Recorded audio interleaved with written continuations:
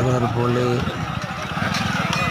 મિત્રો, ગુજરાતનું સરહદને કાંઠે આવેલું શિવ ભોળાનાથનું એક એવું મંદિર જ્યાં 24 કલાક વહેતી ગંગાના દર્શન થાય છે.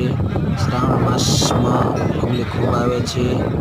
આપ પણ પધારો, દર્શન કરવા માટે આવો. જિજામ તાલુકો સાંતલપુર, જિલ્લો પાટણ. અહીંયા બસની પણ વ્યવસ્થા હોય છે.